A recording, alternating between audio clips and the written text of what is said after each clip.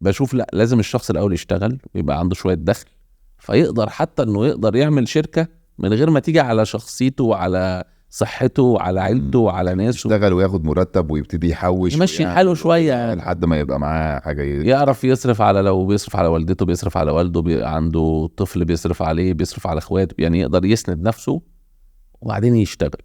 لكن انا بقى اصلا انا ظهري الحيطه وكمان بحط شركه عبء عليا، صعبه يعني، صعب. انا ما شفتهاش يعني وما احبهاش لحد يعني. اصل رياده الاعمال مش للجميع يعني. لا هي مش اكسجين يعني. هي موضه دلوقتي بس مش اكتر. هلو، انا محمد ابو النجا نجاتي، بشتغل في مجال التكنولوجي او التكنولوجيا بقالي حوالي 16 سنه في مصر والشرق الاوسط، وبشتغل مع الفرق اللي معايا ان احنا نكبر الشركات، وبعلم شويه ناس وبتعلم من شويه ناس عشان نحسن من ادائنا واختياراتنا. ومبسوط جدا ان انا في البودكاست.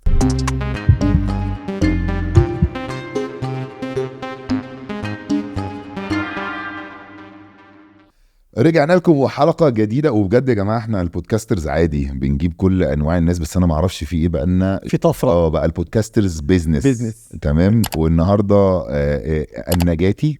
تمام. يعني مش عارف بقى كلكم هتبقوا عارفين ولا لا، بس احنا الحلقه دي عشان نعرفه للناس والناس تتعلم من خبراته الواسعه في عالم البيزنس. صح؟ مظبوط كده. انت كنت متحمس قوي على الحلقه دي. ايوه طبعا، من الراجل يعني عمل انجازات قد كده، اتعلم منه، مش عشان تشاركه يعني. ومفيش مانع. هبقى اسيب لك البيزنس برضه. اتفضل. نجاتي مش بتاع البلالين، نجاتي بتاع النجاحات والدولارات. اخبارك ملايين. ازيك يا بيه؟ انت مبدئيا شكلك صغير جدا على كل الحاجات اللي انا عمال بسمعها عنك. عندي 37 سنه اصلا. الله يا ابني نقوم يا ابني. طب ما احنا 37 ليه؟ طب نعمل ايه بيها دي؟ الله 37. ها ايه ده؟ لحقت امتى؟ لحقت يعني في جزء ان انا بدأت بدري قوي يعني لدرجة مش صحية يعني، مش صح. وفي جزء ان ركبت كام طفرة كده فزقوا الواحد جامد شوية، والحمد لله ماشي يعني. خلينا احنا هنشيل الحاجات الشخصية دي للآخر، ماشي. وفي الاول نتكلم عن الحاجات العملية او البيزنس. الراجل ده يا جماعة مسك الخط من كل، او مسك السلم من كل درجاته. تمام. بمعنى انه في 3 شركات، واحدة كان مشتغل موظف فيها، وواحدة كان هو موظف كبير شوية ماسكها مثلا، والتالتة كانت بتاعته. والتلاتة دول اخدوا اللي هي اليونيكورن. صح اسمها يونيكورن، هي عدت البليون. اكتر من $1 مليار تقييم يعني. حلو قوي. المفروض تبقى برايفت، المفروض تبقى شركة خاصة، بس يعني فوري بنحسبها برضه. اللي هما ايه بقى؟ فوري وكريم وحالة. اوكي. حالا هي اللي انت بنيتها، كنت جزء يعني كوفاوندر، شريك مؤسس. احنا مجموعة بنيناها مع بعض من الاول يعني. ودلوقتي انت كمان بتطلع على حاجات. انا كنت اول مرة كنت اعرف ان انت طالع على شو في السعودية زي شارك تانك. بيبان اسمه. اسمه بيبان في البحرين. وهو في الخليج عامة.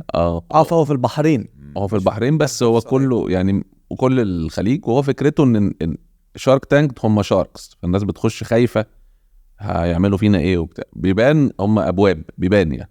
ان احنا الجادجز بيفتحوا بيبان. اوكي. فهي دي فكرتها، ان اتس لايتر فيرجن كده على الهادي يعني شويه. مش ناوي تطلع جست على شارك تانك مصر؟ مش يعني مش عارف، مش حاسه شبهي قوي يعني. حاسس انا هو مش اجريسيف قوي في الانفستمنت، وطريقتي اكتر شبه التاني. بس يعني طبعا شارك تانك مفيد جدا اللي بيعمله، وعرف الناس كتير بس انا حسيت ان بيبان ارقامه اعلى ولا لا؟ بمصر يعني شارك تانك مصر وبيبان اكيد طبعا ارقام بيبان عشان العمله برضه. بس مش شارك تانك دبي مثلا. لسه جديد شارك تانك دبي قوي. بس بيبان يعني منظومه كامله فيها.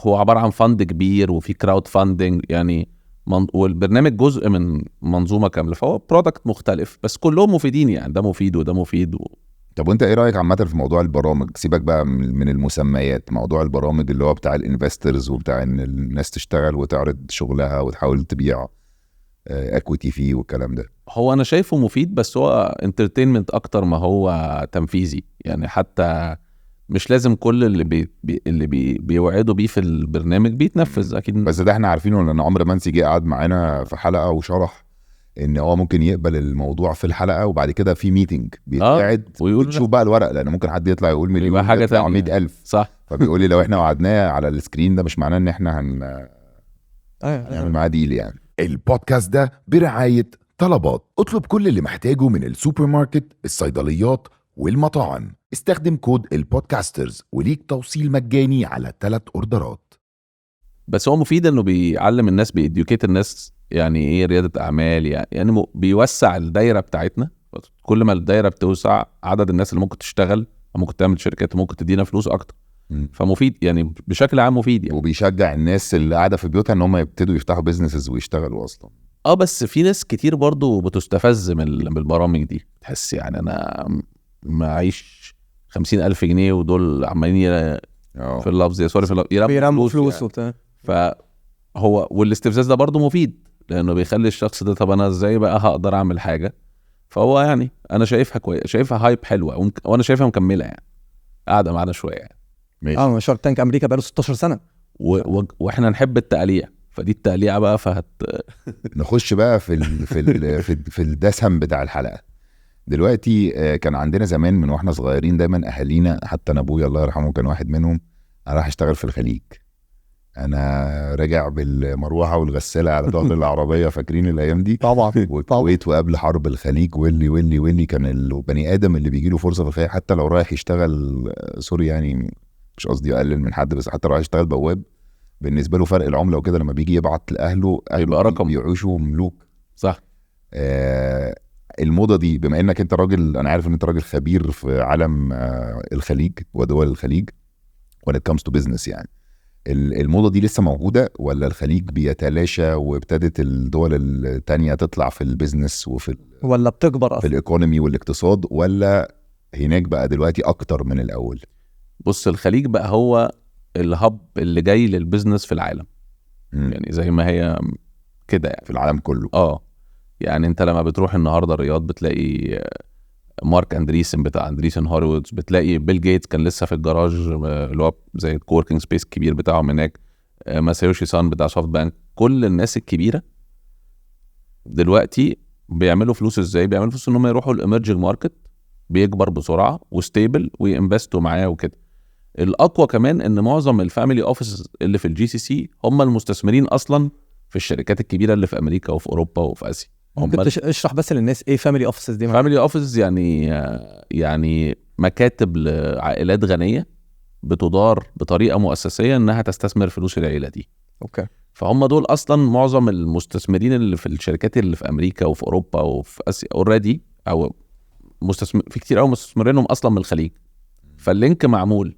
فاللي حصل بس ان السوق ده ابتدى كمان يخرج شركات، ابتدى يبقى فيه نسمع بقى عن البي اي اف والصناديق السياديه والجيل اللي طالع بالذات في السعوديه مختلف تماما، جيل البيزنس عن كل اللي موجود في المنطقه كلها. انا اظن انه الاحسن والافضل في المنطقه كلها. بيتهيألي ان هم رجعوا بقى من السفر، رجعوا يعني من الابتعاث. على ايامنا كان بالظبط كانوا سافروا، كل العيال اللي في سننا كان لندن امريكا بيدرسوا هارفارد، مش رجعوا بقى. بيتهيألي هم ابتدوا رجعوا وما بيهزروش. تعليم هايل، جايين بقى بفكر مختلف خالص، في فلوس كويسه، في انفراستراكشر مظبوط. الوزراء اللي في معظم الدول دي كانوا كانهم سي اوز للوزارات. فطبعا في يعني ارض خضراء للانطلاق اكروس. وكل بلد في الخليج بتبقى ليها ادج معين. يعني البحرين متطوره جدا في الريجوليشنز والموافقات والاوبن بانكينج وبتاع، شبه هولندا شويه في اوروبا. البحرين صغيره قوي بس جامده جدا، صغيره قوي بس جامده بتمشي في الفينتك، في التكنولوجيا الماليه، في الريجوليشنز. يعني رين بتاع الكريبتو هناك، الاوبن بانكينج، يعني سابقه قوي في الموافقات وفي التراخيص. فالناس بتروح تاسس البحرين وتارجت العالم كله. فخلاص بقى في ارض هم بيبنوا عليها هناك مبنيه من زمان. رهيبه. والسعوديه طبعا مش محتاجه اتكلم، رونالدو هناك يعني، ويعني الموضوع انطلاقه رهيبه. هو اكبر ايكو سيستم النهارده في شغلانتي انا في المنطقه في السعوديه رقم 1. بس مش في، يعني انا بحب السعوديه وكل حاجه، بس مش في مبالغه شويه في السعوديه؟ مش حاسس. انا اصل انا الارقام اللي بتدفع مش خزعبلية. لا هو انت تحسها مبالغه لما ما تبصش جوه، بس انا عشان بشتغل عن قرب لا هم بيبنوا حاجه مختلفه تماما. هو معلش انت بتشتغل عن قرب، انت بتعمل ايه؟ انا مش في تفاصيل الناس. انا اشتغلت وانا في كريم، كان سوق السعوديه جزء من الاسواق اللي معايا، ماشي. فكنت تقريبا مقيم هناك لمده معينه، وشفت بقى الشفت اللي حصل في السعوديه والشتات بتاعت السوق. ايوه دي كانت اول خطوه دي. بالظبط. وابتدى يحصل حاجات بقى، التطور كله اللي بيحصل شفته. وبرضو اشتغلت شويه في الامارات، لان كريم كان الاتش كيو او المكتب الاساسي في الامارات، فاشتغلت في الامارات شويه وشفت التطور بيحصل. لا انا مش شايف الارقام مبالغ فيها خالص، هما بس اللي بيبنوه المنطقه هنا مش متعوده عليه. بس انت ايدك او انت بتشتغل قريب من الاستثمارات اللي بتحصل في السعوديه وكده، فانت شايف قصدي مش على اللاير اللي بيخض اللي انت بتقول عليه، انا تحتيه شويه. اوكي. انا بشتغل مقرب جدا من الشركات التنفيذيه اللي تحت بقى، أوكي. مش الكبار. ماشي. بشتغل هم زبايني في الاستحواذات وفي الاندماجات، بشتغل معاهم في الشراكات. لما بيجوا هنا بنستضيفهم. كان لسه امبارح معانا شركه كبيره من هناك، من شركات الفinTech الكبيره، بنفتح لها سوق في مصر. في شركات من هنا بنخليها تروح هناك تعمل شغل هناك. تمام. ففي زي بريدجنج بيحصل، واحنا الحمد لله احنا جزء كبير من البريدجنج اللي بيحصل بين مصر والسعوديه، وبين مصر والجي سي سي، وبين مصر والخليج.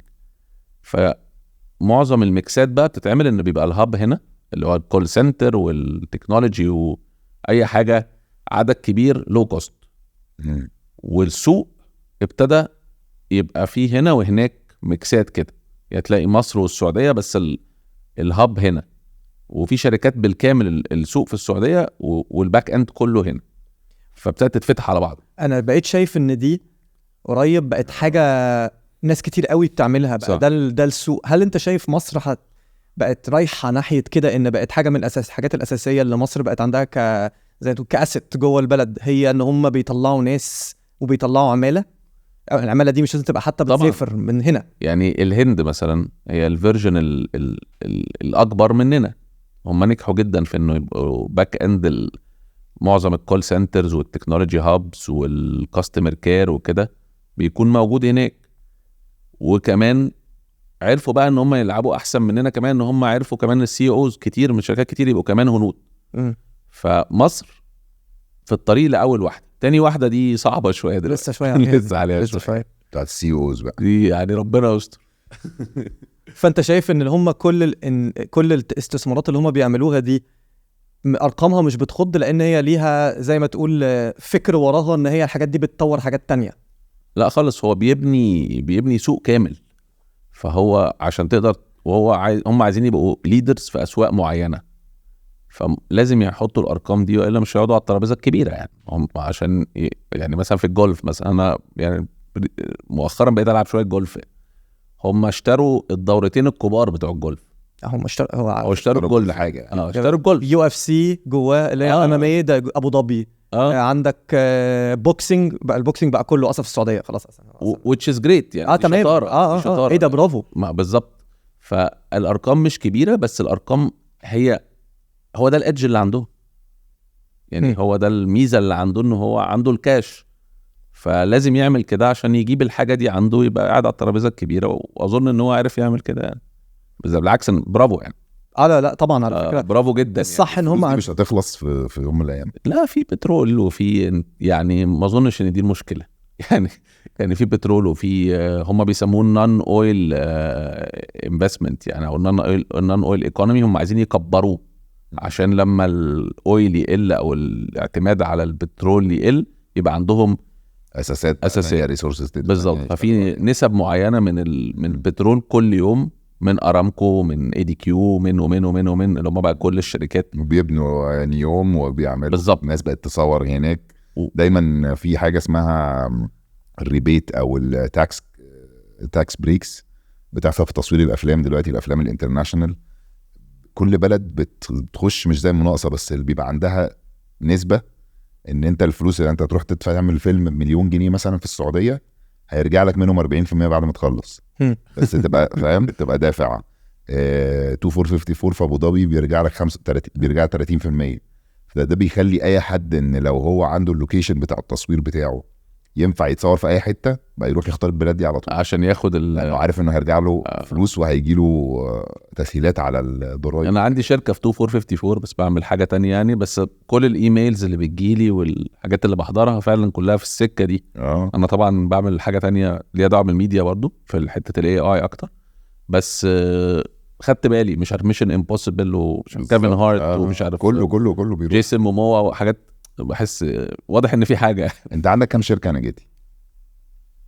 مش عارف والله، ده رد حقيقي. طب هقول لك حاجه، كام شركه بتمانج؟ لا انا بدير شركه واحده وهي اكزيتس اللي هي الميرجرز والاكوزيشنز والحته دي اللي انا بديرها مع فريق. يعني في عضو منتدب ايمن الطنبولي وفي اهله، احنا 3 مع بعض بندير الشركه. انا الرئيس التنفيذي للشركه. دي اللي هي شركه تانية تبقى مثلا بتقوم انت واخدها تقومها وتبيعها. بالظبط. شركه تانية عايزه تبيع بس بسعر حلو بيديها لك بالظبط. او زي اللي انت كنت بتقوله اي اف جي على صغير يعني اي اف جي على للقطاع بتاعي، او يعني خلينا بالغ شويه جي بي او جي بي مورجان للشونه دي بالظبط. مركزين في التكنولوجي في المنطقه هنا بس في الميدل ايست نورث افريقيا. فحتى لو مثلا شركه عايزه تدمج مع شركه تانية، ده اللي كنت بتقوله مثلا حد جاي من السعوديه مثلا عايز يعمل حاجه وكده. اوكي بالظبط. والحمد لله عاملين شغل كويس جدا. قعدنا سنه فشل رهيب، اول سنه اللي هي اللي قبل اللي فاتت عملنا شغل كويس جدا. كيو 4 اللي هو السنه اللي فاتت عملنا شغل رهيب بقى. كل ما السوق بينزل احنا بنشتغل احسن. مش معنى في مصر لان البرودكت بيبقى ارخص، سعره احسن، والجاذبيه بتاعت ان حد يخش بيبقى عايز انقاذ، عايز انقاذ، عايز بس من بره تخش. مش بس انقاذ، ممكن يبقى حد عايز زق which is انقاذ خفيف. بالظبط كده. بس مش حاسس ان ممكن يبقى قريب ان بسبب ان الاقتصاد عمال يطلع وينزل وفي كده عدم استقرار، هل ده شفته اثر على ان الناس الاقتصاد الحاجات الاستثمارات اللي جايه من بره انها عملت مشاكل؟ بص، كل ما الفريش كاش يقل الالترناتيف او الطرق الاخرى للاستثمار هي اللي بتعلى. اوكي. واحنا يعني في اكزيت عايز شرح دي. يعني انت النهارده عندك كل ما الفريش كاش بيقل، يعني ايه فريش كاش؟ عندك شركه توصيل اكل، خلاص خلينا نبسط الامور. فانت محتاج كل شهر 300-400 الف دولار عشان تعيش الشركه. في الاول هتعين ناس وهتاخد مكتب وهتعمل ماركتنج بلا بلا بلا، تمام. صحيت الصبح مفيش حد هيديك 300 الف دولار دول. هتعمل ايه؟ هدور عليهم من بره. مفيش، قفلت. هتعمل ايه؟ هبيع حاجات في الشركه. هبيع بالظبط. فهتروح لواحد زي حالاتي تقول له بقول لك ايه يا ابني، شوف لي حد يخش معايا ياخد حته من الشركه دي ويكبرني او يعملني او يوديني او يجيب. بس انت بقى ما بقاش اصعب ان انت تلاقي المستثمر ده بسبب المستثمر ده خايف انه ممكن ما يعرفش يجيب فلوسه تاني؟ لا ليه؟ ما هي انت قلت كلمه حلوه قوي، هي سايكلز، صح؟ المستثمر ده هيخش في انهي نقطه بالظبط. انا بعمل دراسه للمستثمر ده، انت هتخش في النقطه دي هتحط 10 جنيه، ال10 جنيه دي على شركه ب 100 جنيه، العمله هتفقد X% تقريبا، فانت هتخرج كمان 5-6 سنين على مثلا 3X 4X 5X. بس انا مش مسؤول على فلوس المستثمر ده، انا بس بنصحه خش وما تخشش، بس لا ادير ماله، هو اللي دخل. انا مش برايفت اكويتي، انا مش بدير فلوس الناس. انا بنصح بقول له استحوذ او ما تستحوذش، او لا اندمج او اعمل ميرجر او كده. مش ده كونسلتنج؟ يعني ميكس كده ما بين انفستمنت بانكينج على كونسلتنج على ميرجرز، يعني عاملين كده خلطبيطه على بعضها يعني. فهل اللي انت بتقوله ده معناه ان بالعكس ده الفتره دي السوق ده اصلا عمال بيكبر بشكل مش طبيعي؟ احنا مش عارفين ننفذ الطلبات المطلوبه مننا. طب وفي حاجه معينه متركز فيها، يعني نوع معين؟ هل نوع معين من الشركات؟ هل مثلا تك اونلي يعني اوكي. يعني لازم بالبلدي فرده واحده تبقى تكنولوجي. يعني ممكن مثلا سلسله صيدليات تستحوذ على شركه توصيل دواء على ابلكيشن، او العكس. يعني عندنا مثلا شركه بتاعت سحب دم من البيت اسمها تشيكمي، اشترت شركه بتعمل دكتور كونسلتيشن اونلاين مثلا. عندنا شركه من السعوديه بتعمل رود سايد اسيستنس، اللي هي لما تقف على جنب تطلب حاجه، اسمها مورني. اشترت حصه كبيره من شركه اسمها هيلبو، ممكن تبقوا تشوفوها هنا لونها اخضر كده، وناش لونها اخضر كده، ابلكيشن لما زيها بس هنا واي كوميرس وفينتك، يعني بنحاول نركب البازل على بعض. فده بيخلق شركات اكبر وبيدي فرصه اكبر للشركات انها تعيش. طبعا واحد معاه فلوس، واحد معاه اوبريشن، واحد، فالكونسوليديشن ده هو الحل الوحيد. والسوق المصري دايما بيبقى جذاب للشركات دي. دلوقتي جذاب، ما كان غالي قوي في 2018. دلوقتي عشان الاقتصاد بتاع البلد، عشان احنا كان عندنا بابل في حته الستارت ابس دي في 2018. كان اي حد، لو احنا الثلاثه كده كنا خدنا قرار في 2018 نعمل البودكاسترز ده، نحوله الاون ديماند ميديا، مش عارف ايه، تلم 2 مليون دولار على اي حاجه.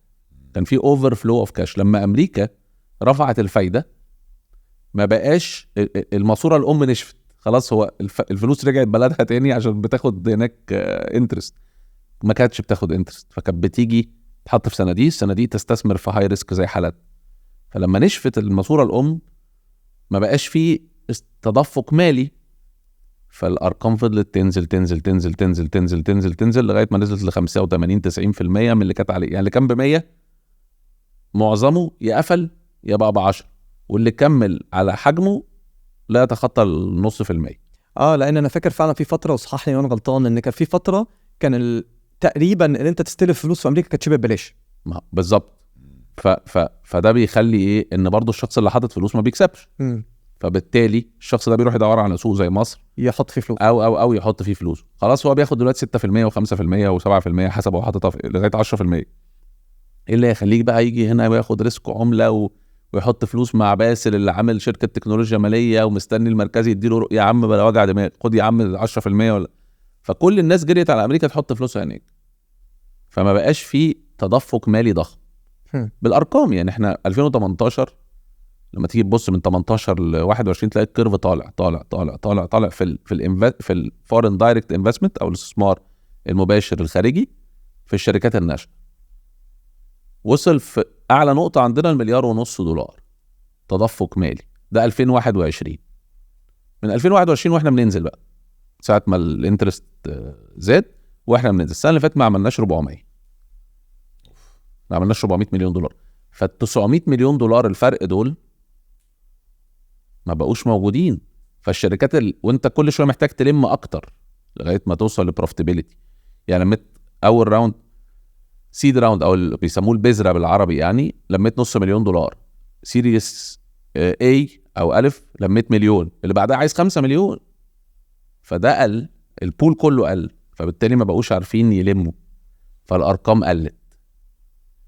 احنا الحمد لله شفنا ده بدري شويه. فانا اشتريت اكسس دي، انا ما عملتهاش، انا رحت استحوذت عليها، اشتريت 99.4% منها، سبت 0.6 للمؤسس اللي موجود. وبعدين الفريق دخل معايا بقى وعملت كذا راوند، ودخل معايا صندوق من امريكا اسمه براكتيكال VC. ده اكبر صندوق من اكبر صناديق في العالم في السكندري شيرز، سيليكون فالي بيست. وابتدينا نشتغل يعني، وربنا بيرزق. طب انا عايز ارجع في حته كده على الخليج. لان انت دلوقتي الدنيا في مصر، لو انا عندي واحد لسه متخرج من جامعه، تمام، وعنده الفرصه ان هو يحاول يطلع يشتغل في الخليج او يقعد هنا، لان انا عارف ان انت نصحت حد ان هو يقعد في مصر، بس في نفس الوقت انت برضو بتقول ان الخليج في حته بقت احلى بكتير اصلا من وقت ما هي كانت حلوه. لا، الخليج في احلى وقت ممكن يكون فيه. فلو حد عنده فرصه يعمل، الشخص اللي انا نصحته ده مختلف. الشخص ده له ظروف معينه بتخليه يستفيد جدا من وجوده في مصر. كل شخص غير التاني، بس يعني عشان ابسط لك الامور، هي مش all or none. الميكس احلى حاجه، ان حد يبقى شغال في شركه زي كريم كده. يعني احنا جيل كامل في في في في, في شغلانتي خرجوا من كريم، بيسموهم الكريم مافيا، زي الباي بال مافيا كده، بيسموهم كريم كارتيل ولا اسم كده يعني، اللي هو خرجوا من هناك يعني.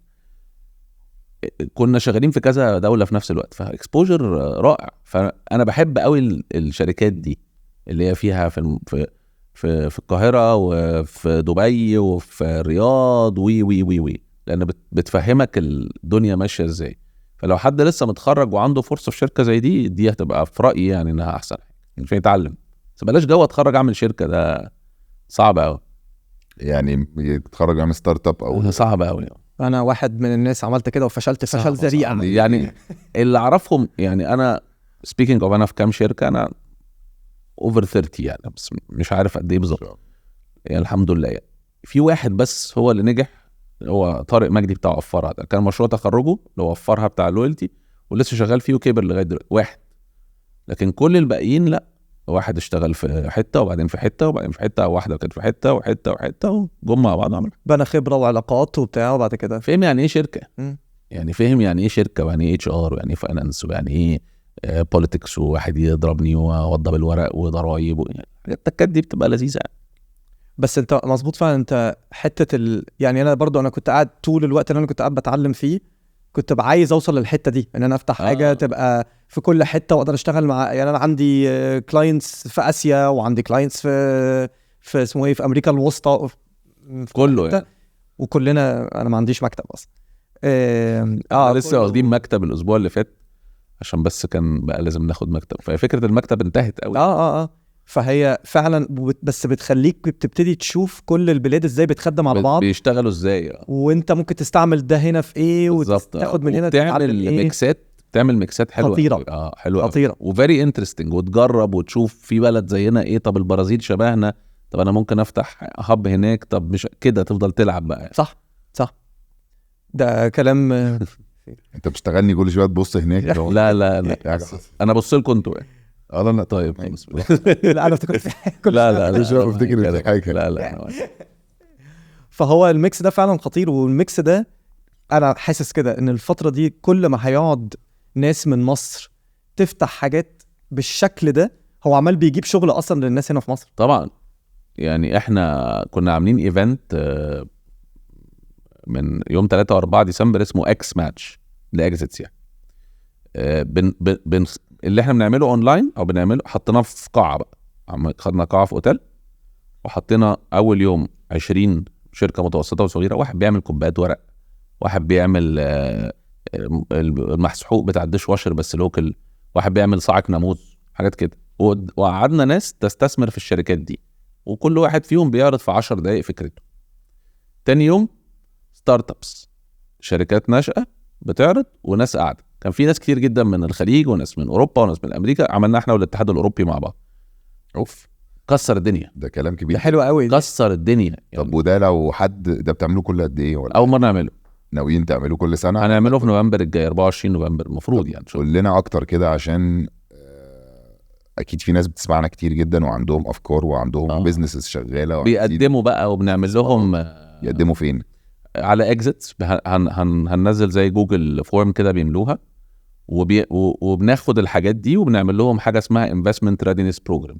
يعني هم بيخشوا على الويب سايت بتاع اكزيت هيلاقوا فورم، بس لسه ما اتحطتش يعني، اديها 3 شهور كده وتتحط على شهر 5 مثلا يحطوا بياناتهم، وبنعمل حاجه اسمها انفستمنت ريدينس بروجرام اللي هو بنخليهم جاهزين للاستثمار.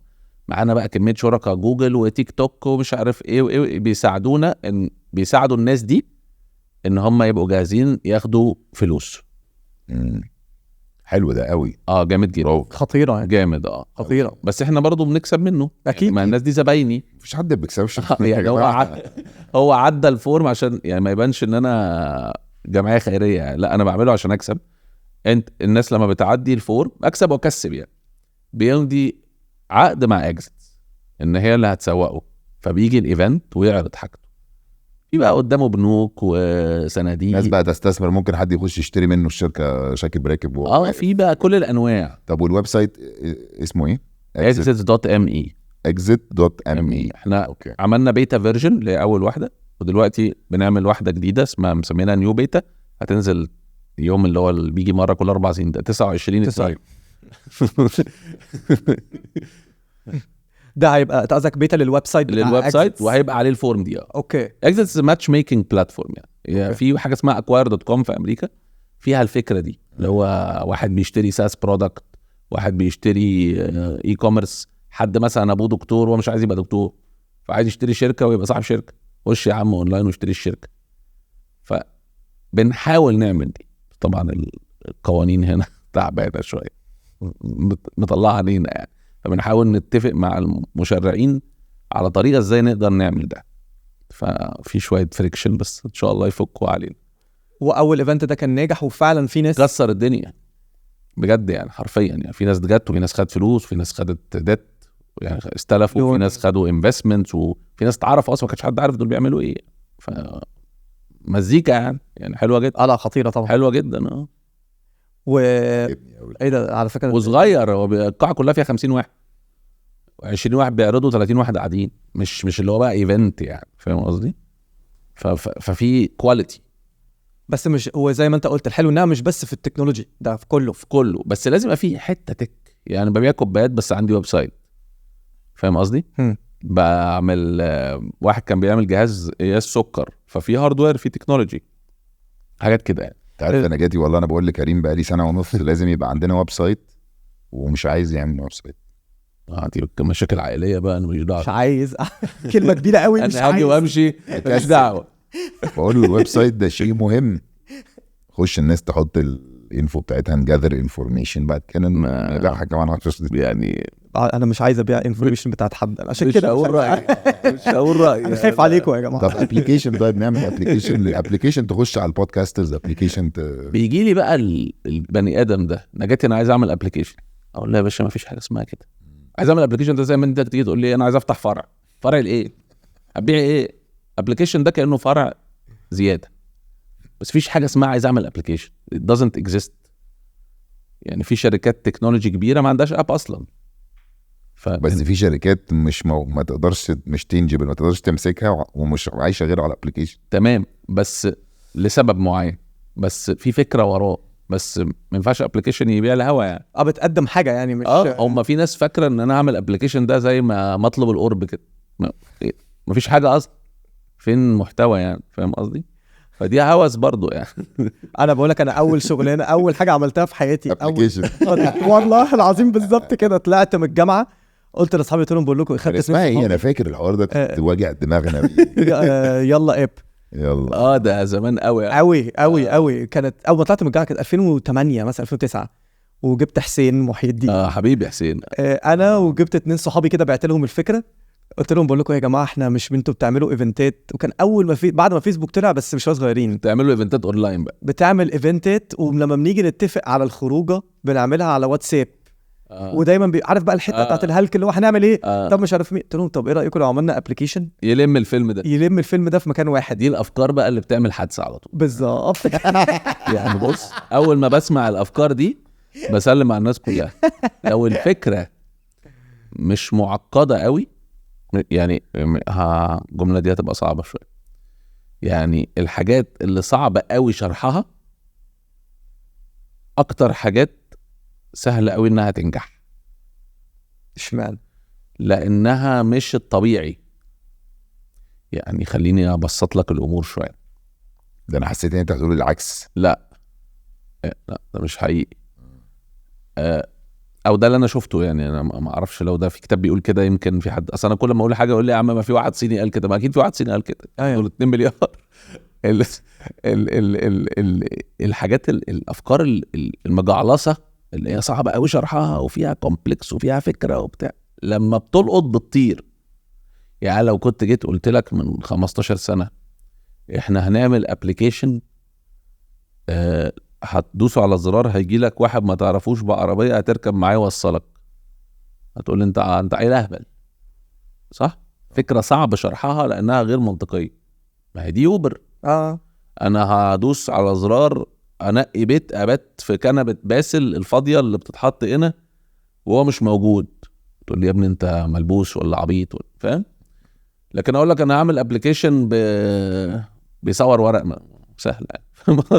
تصدق كل الابلكيشنز اللي ناجحه في يومنا هذا لو رجعنا بالزمن doesn't make sense. ايه ده؟ انت مجنون ولا ايه؟ انا ادخل حد بيتي ما اعرفوش ليه؟ انا كل الشركات اللي اشتغلت فيها اول ما بخش على اهلي او اخواتي او الناس اقول لهم وانا رايح اشتغل في فاوري مثلا، فوري برضو كانت نقله. ايه يا عم ابننا هيلف في الشارع. انا بقى كانت شغلانتي ايه؟ بلف في مصر متقسمه 2 كيلو في 2 كيلو، اركب يوفط سوبر فاول. شغلانه اي وسي وبتاع ومش عارف ايه. طب خدت الشهاده ليه؟ يعني فاهم قصدي؟ ده عيل مندوب ملوش لازمه. لما تشتغل في كريم قالك ده يشتغل سواق تاكسي، وليه يعمل فينا وليه؟ انت عارف دول مع احترامي سواق تاكسي وعلى راسي واحسن واحد في الدنيا، بس هم بالنسبه لهم ده مهندس ليه يشتغل سواق تاكسي؟ فاهم؟ لما حالا تكاتك بقى وموتوسيكلات وفاهم حسن شاكوش ومش عارف فاهم، شعبي جدا. وانت جاي بقى من منتاليتي تاني، رغم ان الشعبي ده هو اللي بيعمل فلوس، يعني الفلوس يا تحت خالص يا فوق خالص.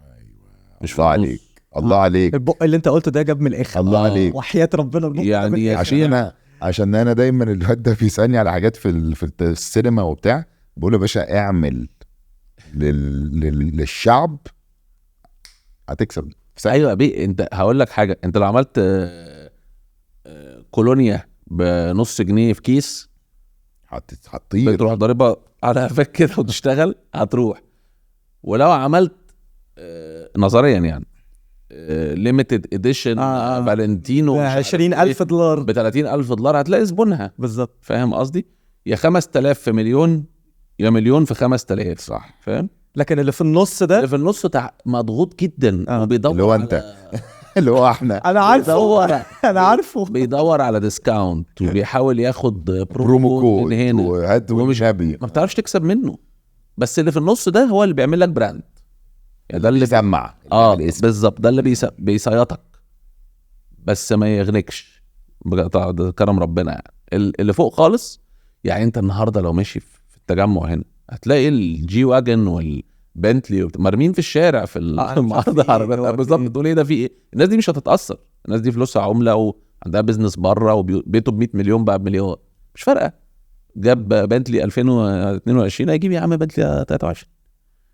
فاهم قصدي؟ وبيع بقى شيبسي، بيع حاجه ماس هتشتغل، بيع تيليكوم دقايق واشحن خطك هتشتغل. تعالى بقى بيع حاجه للشخص اللي بيقبض من 10 ل 20 ألف جنيه ده هو تعبان اصلا. فاهم قصدي؟ ديسيجن صعب طبعا. انت لو شلت صفرين، على راي واحد صاحبي اسمه ايمن بيقول لما تشيل صفرين من ماليتك سهل قوي تاخد قرار. انت لو معاك $1,000,000 جنيه وقلت لك البتاعه دي صفرين او اكتر ب1,000,000 جنيه مش هتفكر. لو معاك 1000 جنيه وقلت لك البتاعه دي ب100 جنيه ممكن تديها برضو. بس لما تبقى معاك 1000 جنيه والبتاعه دي 900 جنيه لا، دور بقى على خصم وكلم باسل وكلم محمود. تعرفش حد يا ابني اديني خصم في العربيه دي، طب انا عايز اقسط على 30 سنه كده. فاهم قصدي؟ فهي دي التكه يعني اي ثينك، يعني اظن في البلاد اللي شبهنا، يعني البلاد اللي هي فيها ناس صح جدا على فكره اللي انت قلته ده، يعني فكر فيه كده والله صح، هتلاقيه منطقي بطريقه بسيطه مبسطه جميله.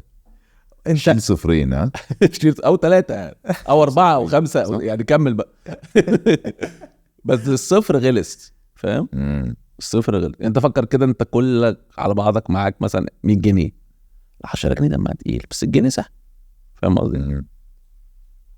لا على فكره البق ده هيغير دماغ ناس كتير. هرجع النهارده لمراتي اقول لها من هنا ورايح ما تعديش الرقم ده. شيلي صفرين تحت الصفرين هجيبهولك تحت الصفر. لا بس هو لذيذ سلمى ان لو حاجه ب1000 بتبقى عايزه حاجه ب1200. انت في حته تانية انت تزود، هي تقول لك بقى تعالى يا حبيبي شفت الحلقه زود لي صفر تعالى بقى. تعالى.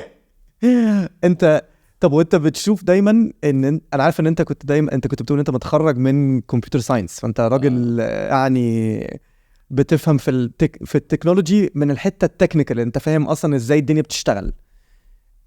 انت رايك دايما لما حد بيخش في حاجه، لما تيجي تنفست مع حد او تحط فلوس في حاجه، بتدور على حد يكون كان اصلا هو طالع من شارب الشغلانه دي وكان بيعملها بايده، ولا ممكن يبقى واحد عنده فكره وجايب معاه حد؟ بص انا بانفست بطريقه غريبه جدا، مش منطقيه خالص ومش ناجحه قوي، بس هي مريحاني. حلو عشان ابقى بسيط يعني اعتراف بالحق فقط. يعني في ناس انجح مني كتير جدا في الاستثمار، بس انا الحمد لله يعني راضي. الشخص لازم يبقى مريح، لازم يبقى واضح، لازم ابقى قادر اقعد معاه واتكلم معاه وافكر معاه والا ما فيش سبب ان احنا نشتغل مع بعض يعني. تاني حاجه لازم يبقى الشخص عنده مقاتل على الفكره بتاعته، قتيل، اللي هو لو ما اشتغلتش بالطريقه دي هشغلها بالطريقه دي، ولما اشتغلتش بالطريقه دي هشغلها، بص هتشقلب بس اشغلها. لو هياكل طمي يعني فاهم قصدي، بس هتقوم يعني فاهم. العقليات دي بتبقى جامده جدا. ومعظم الناس، بص انا يعني كل سنه بختار شركتين انفست معاهم، استثمر معاهم شخصي يعني. السنه اللي فاتت واحده نجحت نجاح ساحق، واحده فشلت فشل ذريع. هتقول لنا اسامي ولا؟ اللي نجحت اسمها جيم بول، دي بتعمل سوفت وير از سيرفيس، بتصدر لويالتي للشركات بي تو بي. يعني لو انت مثلا شركه اي كوميرس، هم بيدوا لك البوينتنج سيستم بالجيميفيكيشن بكل ده على بعضه كده، فعندهم بقى زباين في 70-80 دوله او عملات كتير، والهب هنا، فالميكس لذيذ طبعا. وفي شركه تانية الشركاء اتخانقوا، 2 مع بعض، واحد تكنيكال وواحد بيزنس، اتكتروا على بعض. لو انت يا عم باسم انت اللي سائل ايه يا عم، انا لابس جاكيت جلد اهو فاهم ايه ده، وانت يا عم جاكيت سائل وانا لابس جاكيت رمادي كده. اول ما اشمعنا دي بتخش حصل خير بقى طبعا. فكانت طايره، وارقامها كانت رهيبه، وتراكشن وبتاع، والدنيا والعه. مره واحده لقيت تليفون، قلت له انا فهمت زي الفل، هتديني حاجه ولا اشطب؟ خلاص بقى، ما الجت انا حاسب. فكل حاجه ليها سبب يعني، مع ان الشباب زي الفل بس هم قرروا يتخانقوا. ده قرار على فكره. حلو موضوع الشراكه ده. ممكن انا اكتب فيه كتب والله. يعني ما انا عايز بقى حته، عايز صفحه من الكتاب ده، الشراكه، عشان داخلين على الشراكه. فايه الشراكه دي مفهومها بيتفهم غلط دايما للناس الصغيره اللي لسه داخله، وللناس الكبيره اللي قاعده بتتعور وما بتتعلمش. ازاي ننقي شريك للبيزنس بتاعنا؟ في دايما يقول لك شوف واحد يبقى قريبك، شوف واحد صاحبك قوي، شوف واحد ما تعرفوش عشان ما يحصلش خلافات، مش عارف ايه، شوف واحد غني، شوف واحد كده.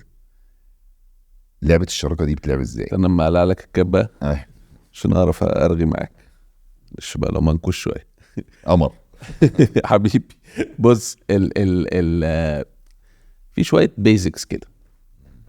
اول حاجه لازم حد مفيش اوفرلاب او مفيش خلط ما بين صنعتك وصنعته او صنعته. يعني انا مثلا بقول اي حاجه، بعمل بيزنس ديفلوبمنت، بعمل تطوير اعمال، وده راجل بتاع تكنولوجيا وانت راجل بتاع ماركتنج، ربحان. احنا الثلاثه تكنولوجيا لا، احنا الثلاثه ماركتنج لا. لازم كل صناعه جوه الشركه في شخص هو الامر الناهي. دي اول ليج كده، اول واحده. مش في الشركه كلها، في الشراكه، في التخطيط، في الديفيجنز بتاعه الشركه. يعني واحد فاهم 3 دلوقتي، الامر الناهي انهي واحد فينا؟ كل حسب الصنعه، الناهي في الحته بتاعته، في صنعته بالظبط. فدي اول حاجه. تاني حاجه ما يبقاش حد عنده بيوقع. يعني ما نبقاش احنا 3 فانا بقول لك كريم ده صعب يا عم وبيتكلم عليك وبتاع، او فاهم الاسفنه دي بتودي الدنيا في داهيه. تشتغل فعلا بتودي الدنيا في داهيه. فوي شودنت يعني مش المفروض يبقى في حد مش اسمه اسفنج ده نسفنج صح؟ اسفنج اسفنجي مش عارف بيأسفن يعني بيأسفن. و طبعا الحاجات الاخلاقيه ما يبقاش حرام، ما يبقوش نصابين، ما يبقوش شمال كده. في برضو حاجه اتعلمتها مع الوقت يعني برضو غريبه شويه بس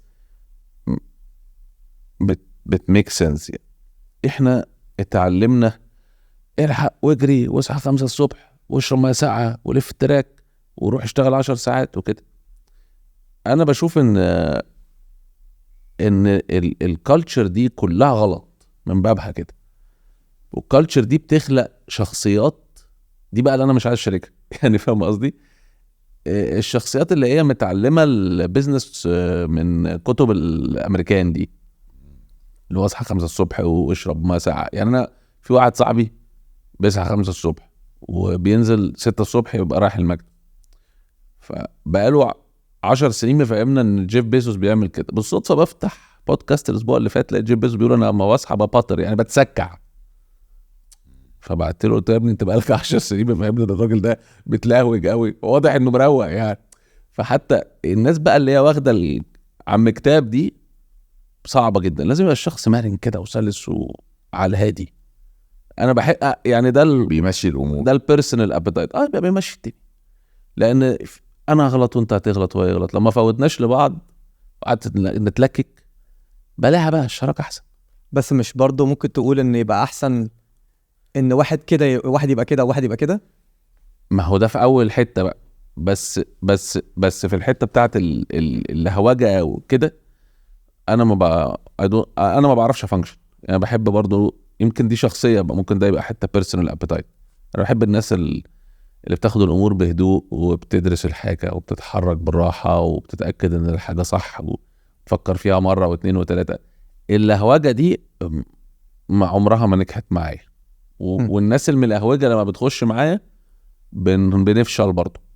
برجلك يعني كلنا بنبقى اصل انت عايش في ضغط، والشغل اصلا عباره عن مشاكل، فانت لو مش واقف على كورتك مش هتعرف تحل مشكله. فانت اصلا مشكله وبتحل مشكله، ما انت مش هتحل حاجه. فاهم قصدي؟ فيعني ده ممكن يبقى شخصي شويه، بس عشان نبسطها هي وما تفرقش بقى الشراكه بين اصدقاء او عائلات او راح واحد ومراته او لا واحد ومراته دي ما هتنفعش. لا استحاله ما تنفعش خالص. استحاله يا ابني ما تهجمش كده كل ما قعد اقول حاجه ومراته ما تقعدش تهجم كده يعني. لا ما تنفعش بالك يا حد هنا وبس. الله. لا بص، واحد ومراته دي صعبه قوي يعني، صعبه قوي قوي قوي. هي ناقصه يعني. خلاص احنا اتجوزنا وموافقين نعيش مع بعض وتمام راضيين، بس هنشتغل بقى بالساين لانجويج. انت خايف؟ ها انت خايف والله يا جماعه كريم قاعد من ورا الجماعه بيقولوا خايف ابو ورده يطير يغب يروح خلاطش فيه على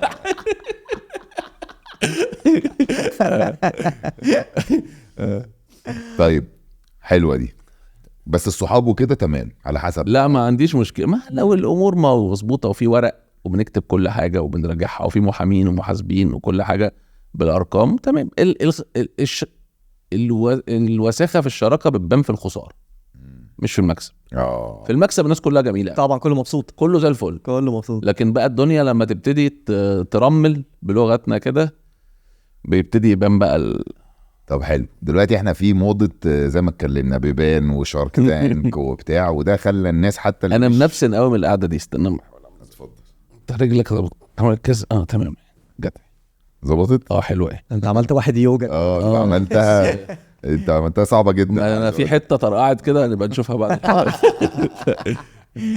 طب بص بقى يا سيدي، دلوقتي في الموضه بتاعت شارك تانك وبيبان ومش عارف ايه، حتى الناس اللي ما دخلتش البرامج دي بقوا عارفين ان في اكزيتس اكزيت يعني نبيع الشركه بتاعتنا بارقام اكتر من اللي هم كانوا فاكرينها متخيلينها حاجات كده.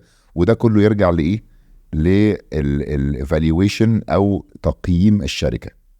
والضحك بقى واللذيذ انه ناس كتير قوي يمكن يعني ماجوريتي حاجه قريبه من 80-90% ما بيعرفوش يقيموا بالذات الشركات بتاعتها. يعني عندي شركه اقيمها ازاي؟ لان دايما حتى لما بيطلع في شارك تانك كل البرامج دي لما حد يطلع يقول تقييم بيقوموا عصرينه، يقول لك يا باشا على اساس ايه انت حاطط تعيش شركه؟ برضه في حاجات ما فيهاش لوجيك. ازاي اقيم شركتي؟ بص دي صناعه كامله وناس كتير قوي بتشتغل فيها ومش عايزه ابتذل مجهودهم في كلمه، بس هجرب ابتذل مجهودهم في كلمه. بس انا هبتذل يعني هجرب مش قصدي يعني هجرب ابسط الامور. هي في حاجه اسمها الكلام بس مش عايز اخليه انجليزي قوي، قلت لي حاول نخليه عربي فبحاول اترجمه. تضاربات للارقام، مالتيبلز للارقام في كل صناعه. خلاص يعني مثلا الفينتك او التكنولوجيا الماليه مثلا بهبت دلوقتي هناخد 14 ضعف الريفينيو او المبيعات. العالم كله ماشي على سيستم، فمش هتيجي انت هنا تغيره. دي اول حاجه. تاني حاجه ممكن تاخد بريميوم او تاخد تغلي او ترخص حسب الفريق. يعني بس ده راجل فنان وكريم ده راجل عنده شركه في امريكا ونجم وبتاع، ممكن اديهم 20% زياده بس مش 100% زياده نظريا يعني. وفي صناعات بتبقى بابلز، بلالين.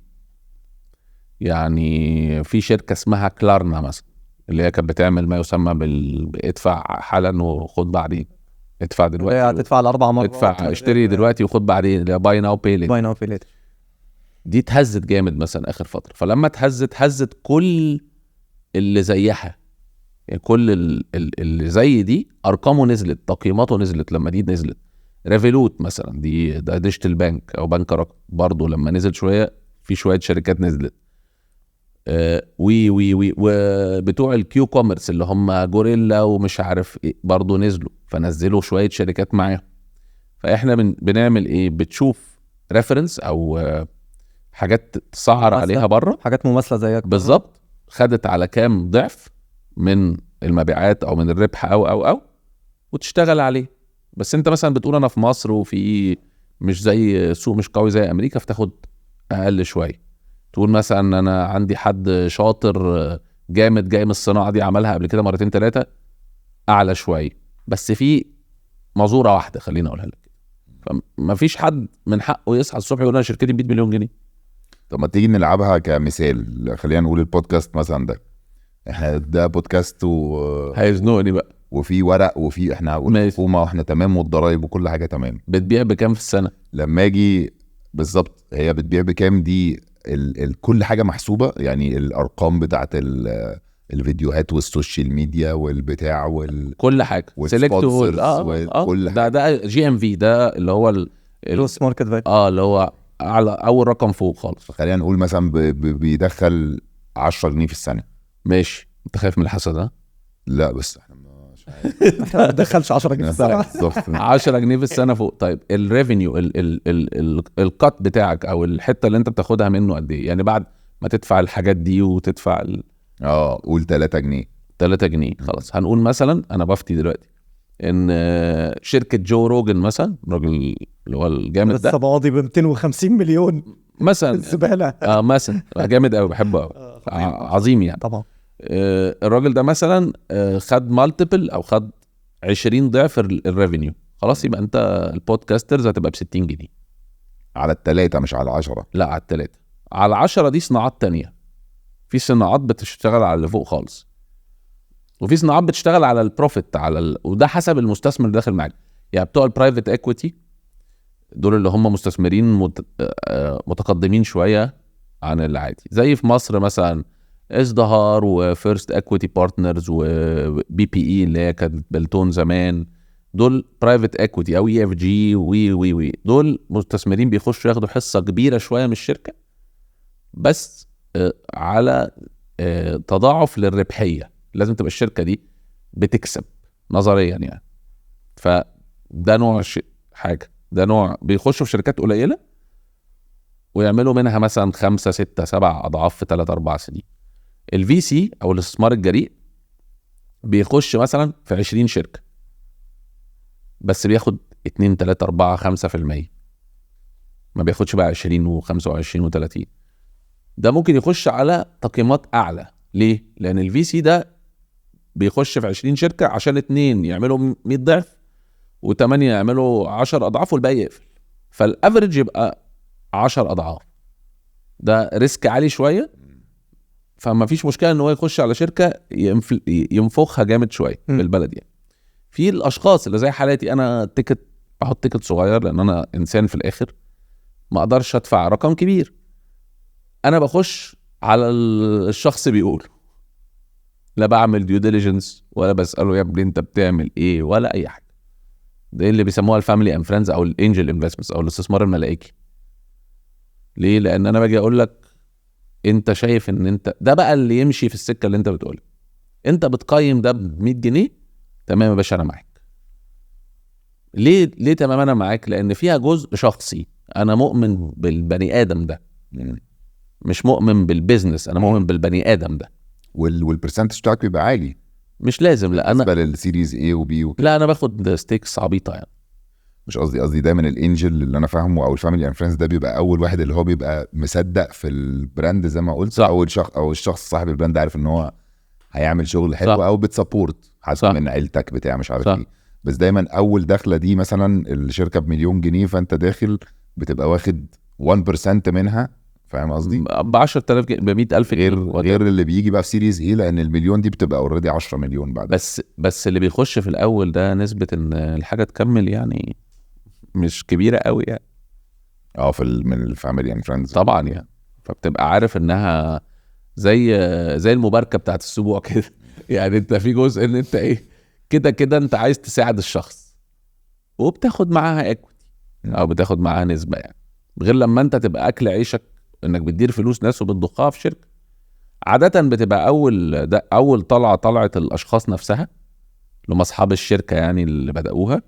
تاني طلعه الفاميلي اند فريندز والانجلز اللي هم الاشخاص اللي مؤمنه. تالت طلعه بتبقى طلعه الفي سي اللي هو الاستثمار الجريء، ممكن تبقى طلعه واثنين وثلاثه في سي. وبعدين البرايفت ايكويتي اللي هي اللي بتاخد اكبر شويه على تقييمات مالتيبل اقل. وبعد كده بقى يا بتطرح في البورصه اللي هو الاي بي او، يا بتبيع لحد تاني، يا بتتحول لكوربريت بقى وشركه تكبر بقى وتبقى بقى زي الشركات اللي حوالينا كلها يعني. اوكي. انت في كل الحاجات اللي انت بتتكلم فيها الانفستمنتس الصغيره، يعني سيبك استثمارات قليله ولا كبيره، ايه دايما يعني ده حد جديد لسه داخل مثلا، حد زي ما هو كان بيقول حد لسه متخرج من الجامعه، تشتغل شويه، يشتغل له 5-6 سنين وعايز يفتح شركه بتاعته، وعايز يلاقي حد من الناس اللي هو زي الانجل انفسترز دول ان هو يبتدي بيهم اول، بس ايه عارف اول زقه كده اصلا يطلع. اولا بيلاقيهم فين؟ بيروح انكيوبيتر او اكسلريتر. موجودين فين؟ في مصر كتير. احنا عندنا واحده اسمها كاش كاوز مطلعه. هو ايه انكيوبيتر او انكيوبيتر ده يعني حد بياخده من ايده. يعني احنا مثلا في ولد كان عنده فكره ابلكيشن الجمعيات، ولد شاطر جدا اسمه احمد عبدين، فجالنا قال لنا انا عايز اعمل ابلكيشن الجمعيات.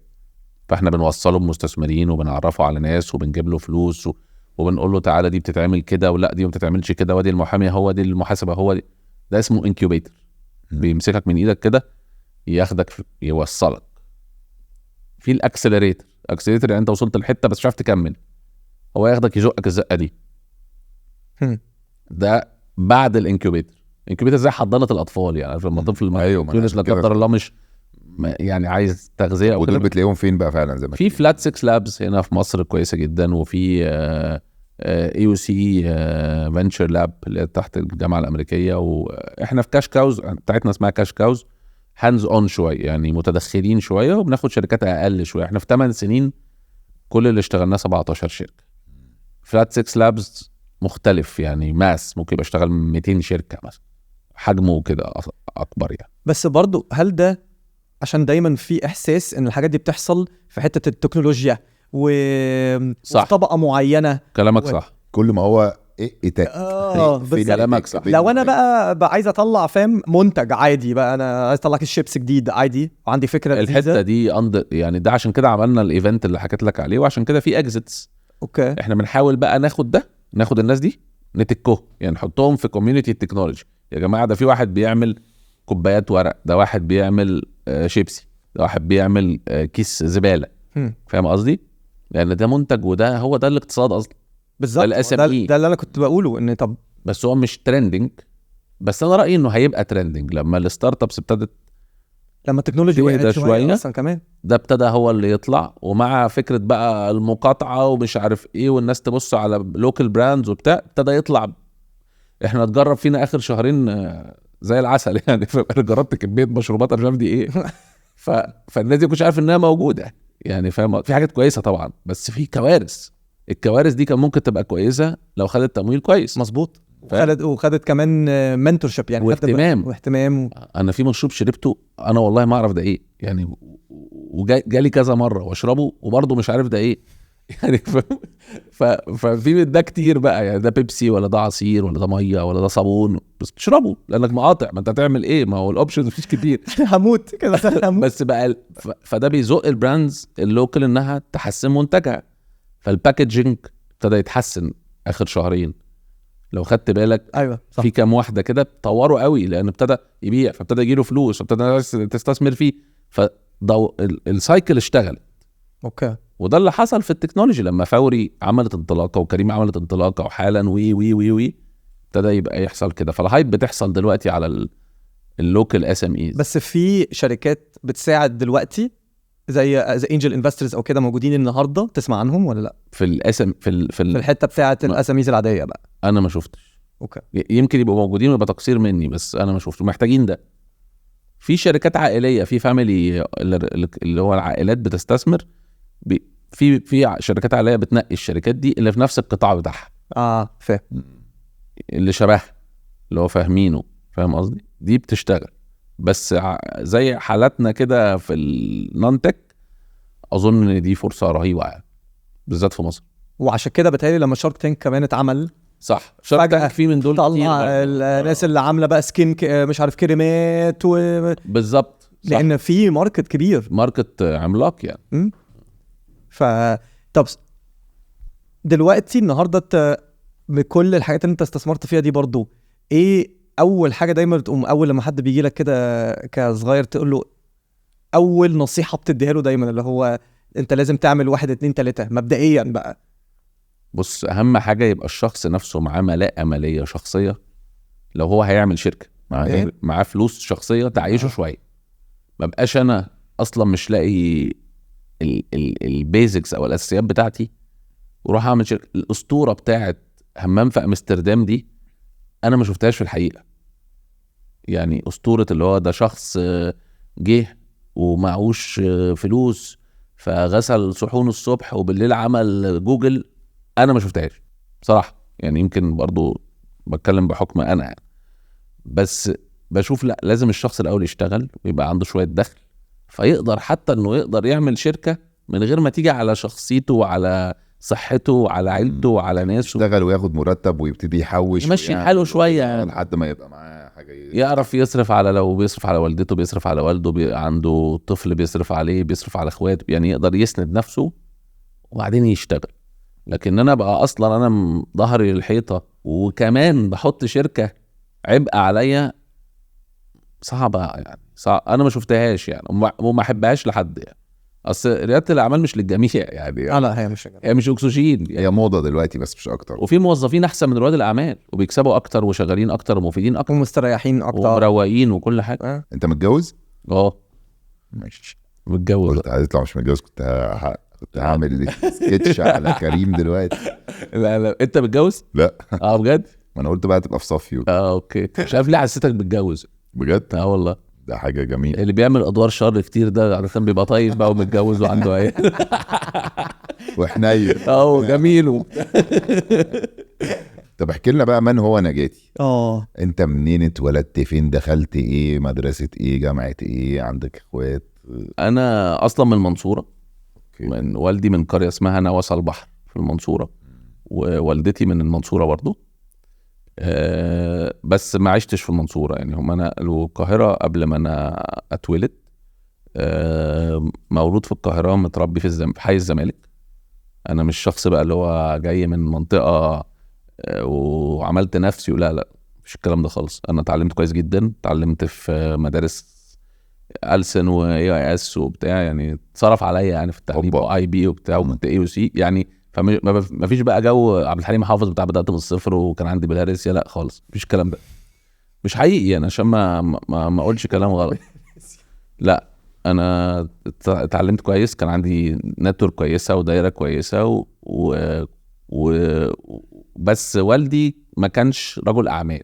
والدي كان راجل يعني مستشار يعني، وما كانش عنده بيزنس. بس من وانا عيل صغير وانا غاوي بتاجر في العربيات وبتاجر في العقارات وبتاجر في السبلمنتس الجيم وانا صغير بياع اي حاجه، جاي في اي حاجه. فلما ابويا لقط فيا الحته دي وداني للحاج محمود العربي بتاع توشيبا. طبعا يعني انا قعدت اعمل الحاجات دي من وانا عندي 13 14 سنه كده. ابتديت بقلب رزقي كده في اي حاجه بقى، ما اعرفش ليه يعني، بس كنت بقلب رزق. وامي كانت بتشجعني قوي على تقليب الرزق ده. يعني امي كانت تيجي تديني مثلا وقتها يعني مبلغ وتقول لي ايه، دوروا الله ينور عليك، انزل هات حاجه بيعها. عارف لما تشرس حد تشرسه كده يقفش كده. فانا لما بقى مامتك تبقى بتعمل لك كده، خلاص بالنسبه لك تشتغل بقلب بقى. ده السيست ده. امي جايه تديني فلوس وتقول لي اخسر، ده حصل يعني. وبعدها والدي بقى لما لقط ان انا هعمل كده، غالبا هو خاف ان انا ابقى شمال او حاجه، فقال يديني رولز يعني. فخدني الحاج محمود العربي في الصيف بتاع 2005، كان يوم جمعه. فدخلنا مسجد كده في شبرا تحت مركز الصيانه بتاعهم في توشيبا. والدي كان يعرف كويس قوي، فكان راجل قاعد سند على عمود كده قبل صلاه الجمعه، عرفه عليا وقال له عايزك تاخد بالك من الواد ده، شكله غاوي شغل وبتاع، فعايزه يتعلم منك. فعرفني على شخص مدير مركز صيانه كده فوق المسجد ده. طبعا انا مش طايق نفسي بقى، العيال في الساحل والعيال مقضيانا، يعني ما كنتش شخص مسالم او انا صغير، فاصحابي كانوش مسالمين برضه. فقعدت الحم. زمان كان في تلفزيون بظهر كده، فاكره طبعا. ايوه بعد كده بقى بلازما اللي هو اتخن شويه، ايوه وبعدين بقى LCD التلفزيون ابو ظهر ده بقى كان بيبقى فيه جوه بوردات كده. بوردات فكنت دوري ان انا الحم حته من البورده دي اول جوب خدتها. ده وانت عندك كام سنه؟ النهارده عندي 37 وده 2005، يعني من 18 تقريبا عندك. مثلا في الحته دي يعني. وطبعا كنت متضايق من الشغلانه دي، انا راجل بروح اقلب رزقي في عربيه بعمل لي 2000 3000 جنيه اقعد الحم بورده ومش هاخد حاجه. الشغلانه دي علمتني الدقه، ازاي تبقى بتطلع حاجه صح، لان البورده لما ما بتتحمش صح بتتكسر، والبورده كانت غاليه، فالراجل بيزعق لي، الراجل اللي هو الرئيس بتاعي يعني. فتعلمت الواحده في الثانيه في الثالثه في الرابعه، فهمت يعني ايه الراجل ده الحاج محمود بيعامل الموظفين ازاي، بينزل يقعد على الارض بيهرج معاهم، بيسند على بسيط كده. مفيش رجل اعمال اللي بيطلع في التلفزيون اللي هو بيطلع حرامي ولابس الكرسي ومع كلب صغير، عارف انت بتاع سلام يا صاحبي ده، كل ما تخش عليه تلاقيه مديك ظهره ويقوم لافف قايل كده، واللمبه حمراء في السكرتيره يعني مفيش الكلام ده. ده راجل بتاع ربنا بيصلي يوم الجمعه وعنده بيزنس ناجح جدا وعنده 20 30 الف موظف. فالطابوهات بتاعه رجل الاعمال اللي هو بيضرب الناس بالآلي في الاخر يموت الفيلم كله مش موجود، فاهم قصدي؟ فابتديت افهم نوع تاني للبيزنس من فضل الحاج محمود، وشفته بقى بيفتح مصانع وبياخد توكيلات اكتر وبيتوسع في راجل طيب وبينجح. يا خبر ابيض، انا مش لازم ابقى شرير بقى، انا ممكن ابقى طيب يعني مش لازم تبقى باسم، لا خلاص. بالظبط كده. حسيته هيموت ويقول كان اسمك كان فهرلي، نسيتها، ماشي خلاص مش مشكله. لا استحاله افتكر انا. صعب. مروان ممكن ما كنتش مروان بقى يعني، كنت انسان الحاج محمود عادي، ممكن تبقى ناجح. وبعدين بعدها انا كنت انجينير، كنت في الجامعه بتعلم انجينيرنج، بس انا برضو الحته بتاعت عايز اعمل فلوس دي هرشاني. فكان في مكان زمان اسمه اندريا اللي هو بعد كده بقى سيكويا في اخر النيل في الزمالك كده، كان ترند يعني. ايوه. فكنت اعرف واحد جوه اسمه ياسر الشيخ، كان مدير المكان، واحنا كنا مجموعه كبيره قوي بنقعد ترابيزه كبيره كده. قال لي بقول لك يا واد، ما تيجي تقف على الباب تاخد حجوزات وتجيب لي سبونسر، وانا في AOC فاهم يعني، مش راجبه قوي بس قلت اجرب. فابتديت اعمل منها فلوس، اخد حجوزات واقعد الناس وبتاع، وعرفت ناس كتير جدا من الباب ده. الباب اللي انا كنت بقف عليه ده كانت مصر كلها وعايزاك بقى تحجز. طب والنبي ما تشوف لي نجاتي قعدني ويدخلني. انت غالبا ما دخلتناش كام مره اكيد، عشان كده انا أكيد. بشبه عليك يبقى بس انا كنت دراعي كبير كده وعضلاته كنت رفيع قوي. وبعدين لعبت جيم، عارف الواد اللي اتنفخ وفسد. بعدها ابتديت اتعرف بالشغلانه دي، فاتخدت في اماكن اقوم الاماكن. اتخدت في مكان اسمه ذا بليس جنب سوفيتال الجزيره، زمان مركب كده، اشتغلت فيها، فشلت فشل ذريع. اتخدت في مكان تاني في المعادي، فشلت تاني، قعدت افشل لغايه ما اتخرجت من الجامعه وانا بفشل عادي. خدني شخص اسمه اشرف الشاتي، هو توفى من سنه رحمه الله عليه يعني. حرفيا كنت بشيل له الشنطه يعني ماشي معاه، خليني اقول لك كده، اطبع ورق، اصور ورق. هو راجل بيزنس مان كبير وبمشي يعني صبيع، خليني اقول لك، عارف عبد الغفور البرعي؟ هو عبد الغفور البرعي بس في سيت اب اعلى، فاهم، اللي هو بقى بيزنس. ده اللي علمني يعني ايه بيزنس ويعني ايه انفستمنت، ونشتري مش عارف بنك في حته في افريقيا وندخله مش عارف. هو اللي علمني الحته دي. وقتها كانت فوري لسه بتطلع، وكان والد واحد صاحبي هو الCEO فاحنا كنا 3 اصحاب، فقالوا لي ما تيجي تمسك اكونت مانجمنت في فوري وبتاع مش عارف ايه. وفي نفس الوقت كنت عايز ارجع اعمل لعبه المطاعم دي، فروحت اشتغلت في فوري. الصبح كنت بروح فوري اكونت مانجر، وبالليل فاتح مطعم في الزمالك اسمه عنب. ايه ده؟ انا عارف المطعم ده. ما انا اللي كنت انا فاكره عنب كان ده. جامد قوي. ايوه بعدين عنب نجح قوي، فعملت مكان اسمه ارجيله في نوفوتيل الزمالك تحت، ده 2012 مثلا. وقبلها عملت خيمه اسمها فرايا، مش عارف بقى انا كنت بصور مسلسل هناك، ممكن بقى سموا حاجات شبهه يعني. بعد كده عملت بقى مكان، انا كنت موهوم بلبنان وقتها، كنت بحب لبنان قوي، اكيد عارفين ليه يعني. بعد كده لا مش عارف يا باشا حرام عليك، شراح حرام عليك بقى دي كل ده عشان الجواز. بعدين خدت مكان بقى الروف فوق النوفوتيل، وعملت مكان اسمه كابيتول، كان شبه مكان في لبنان. ايوه عملت روف توب رهيب في رمضان، كسر الدنيا حرفيا. وبعد كده فبخلص فوري كل يوم واشتغل شغلانه المطاعم، واسهر لغايه 1-2 واصحى الف اللفه دي لحد ما حجيت. طلعت الحج كنت كل شويه اخطب واقول مش هحج، هتجوز بفلوس الخطوبه، فالخطوبه تبوظ، قلت لا احج بقى عشان اتجوز. تغير بقى. واضح ان ربنا رايد ان انا احج. فحجيت في 2014، كانت احلى حاجه حصلت لي في حياتي يعني. وقررت ان انا مش عايز اشتغل، كان وقتها عندنا 48 مطعم، كبرت قوي ودخل معانا ناس من الخليج. قررت ان انا مش عايز اشتغل في الشيشه، مش عايز اماكن فيها شيشه يعني. رجعت من الحج، تعرف ترجع في حاجه غريبه جدا في الحج، انك بترجع مختار حاجه غلط عايز تبطلها. دي حصلت مع ناس كتير حواليا يعني، وفلوسه بترجع يعني، حج في شويه حاجات كده. فرجعت رحت عامل مجلس اداره في الشركه، كنت انا رئيس الشركه، وقلت لهم انا ماشي بكره. قفشه كده، وش عبيط بقى. فطبعا افتكرها يعني، انت الشركه اسمها نوج وانا اسمي نجاتي، بتسميها على اسم يعني، فاهم؟ حاجه بلدي جدا يعني. اللي بيسمي اسم شركه على اسمه ده بيبقى شخص كمان حاسب نفسه وحاسب الشركه، ميكس صعب جدا. فمش عارف افك يعني، هسيب واحد تاني يسوق شركه اسمها نوج؟ صعب يعني، فاهم؟ بس قلت مش مهم يعني، ومشيت وخدت قرشين اشتريت بيهم اسهم في فاول. تمام. دي بدايه فهمي للاسهم. ان انا مديري بقى وقتها اللي هو محمد عكاشه، اللي هو بعد كده بقى عمل فند وشاركته فيه، هو اللي قال لي بقول لك ايه، الشركه دي شكلها رايحه في حته كويسه وبتاع، وانت موظف ومجتهد جدا، وكان يعني شبه يعني منتور بتاعي، ما تيجي تحط قرشين كده في واحد من رايا. الشركه دي كانت مبنيه من جوه، عايز يبيع الاسهم ما تشتري. فرحت اشتريت الاسهم بتاعت الراجل ده.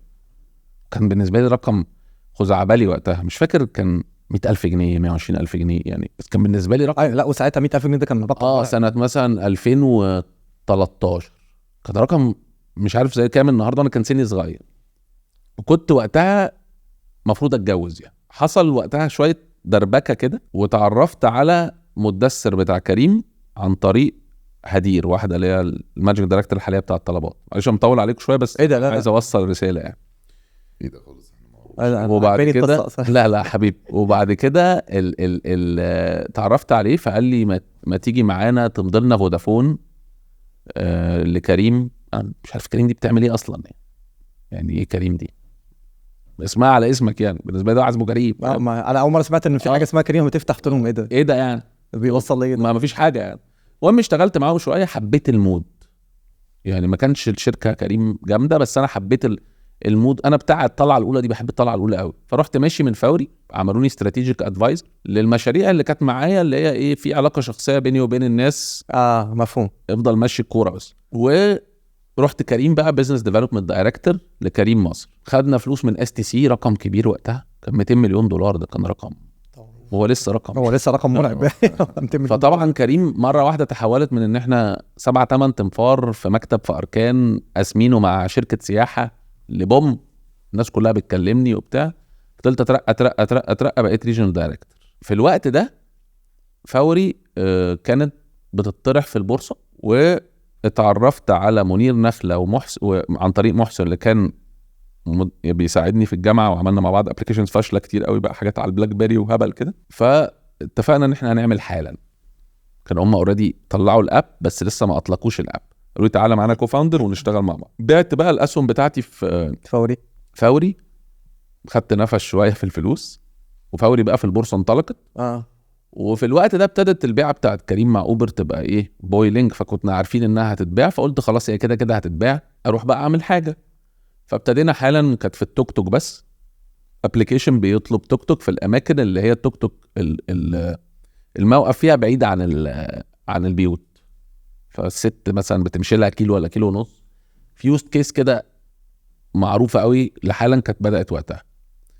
ابتدت تشتغل، ابتدت تنجح اكتر اكتر اكتر. وكان معانا مجموعه غبور، فمجموعه غبور كانت بتملك التكاتك والموتوسيكلات وكده. قعدت تكبر تكبر تكبر حالا بقى لغايه ما في لحظه لقيت نفسي على الكفر بتاع فوربس في 2020، انا ومنير وسي ان ان بتستضيفنا ومش عارف ايه وبنلب. عارف بقى لما تبقى عشت الحلم هنا بقى بتبتدي ايه تاخد على وشك تاني.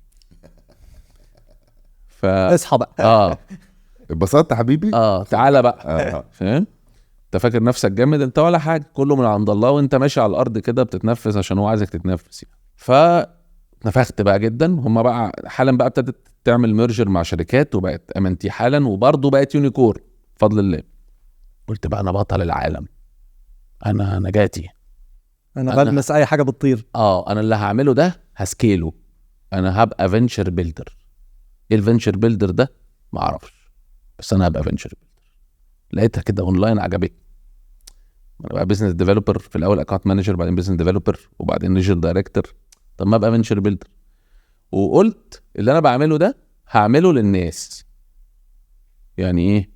يعني هروح للعائلات الكبيره اقول لهم بقول لكم ايه، انا هبني لكم شركات، بس هبني 4-5 بقى شركات مع بعض. ما انا بطل العالم بقى، توتال لوس. فشلت فشل ذريع. شوف بعد بقى كل ده انطلاق وتيك وفوربس وسي ان ان، فشل رهيب. فلوس الناس. لا، الناس ما خسرتش. العائلات. ليه ما خسرتش؟ ستر ربنا علينا. لان انا وانا ببني الشركات دي جمعت ان انا هلبس. اصلا شفتها جايه. فرحت للناس عملت معاهم ديلز. يا جماعه الخير، واضح انها مش ماشيه، فتعالوا نتفق كده ايه، هسلمها ليكوا وانتوا تكملوها بقى. وعملت كده.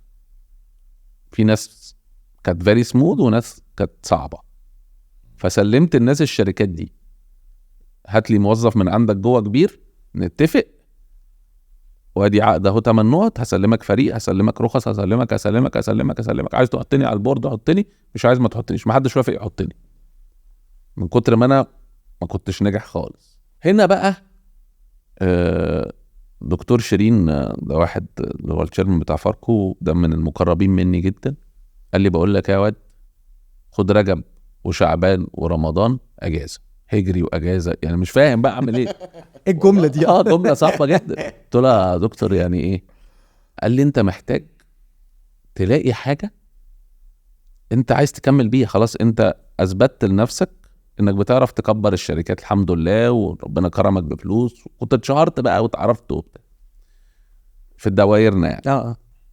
فخدت فعلا رجب وشعبان ورمضان اجازه، ورحت بلاد كان نفسي اروح. رحت عمان، قلت بلد طيبه كده، الناس بتلخبط بين عمان وعمان في الاردن، طب اروح اشوف عمان دي. رحت عمان كده يعني، فاهم؟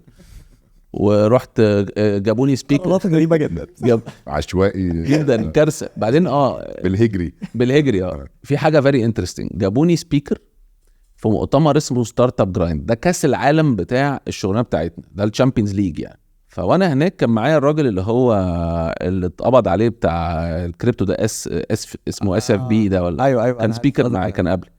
وانا قاعد على المسرح بتكلم على الميدل ايست، والله يا باسل بضرب بعيني كده، لقيت في اول وتاني صف الناس اللي احنا بنشوفهم على اليوتيوب، اللي هو بقى اللي عمل لينكدين الناس دي، انا مش عارف اساميهم بس شايف ناس جامده. انا عارفك يلا بيسمعوني انا يعني، وانا بقى جاي من رجب وشعبان ورمضان اللي انا مريح.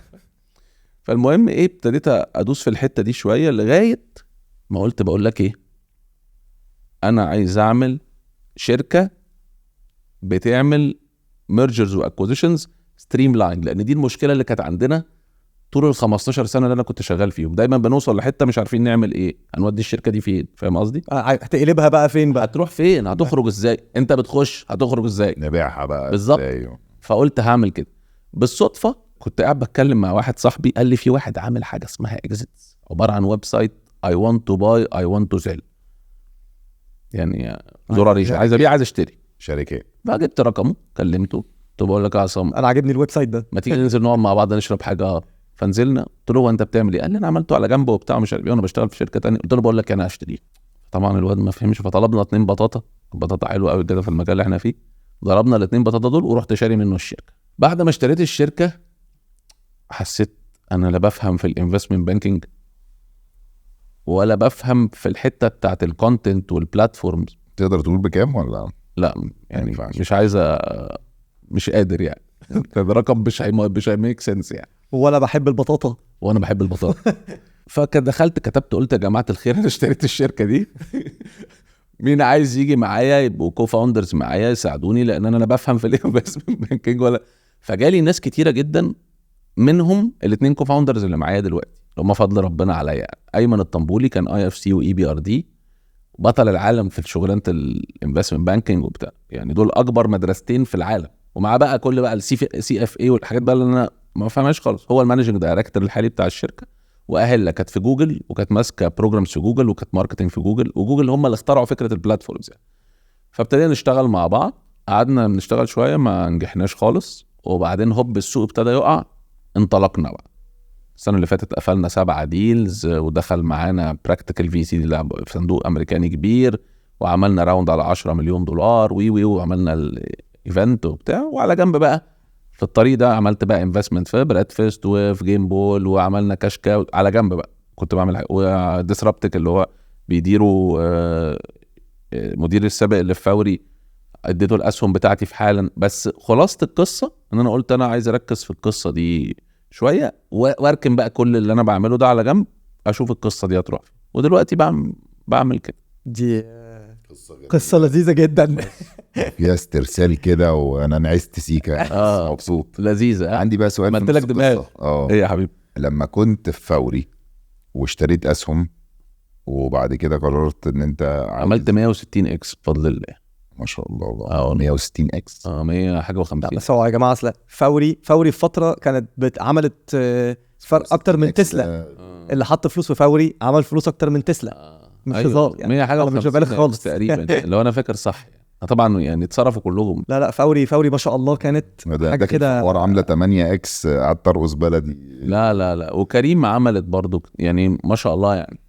وحاله يعني الجامبس في الشركات دي مختلفه. سؤالي بقى، يعني انت دلوقتي كنت واخد اكويتي وبتاع ومش عارف ايه، وبعد كده انت قلت ان الشركه كده هتبتدي تخش في البورصه، قمت انت بايع.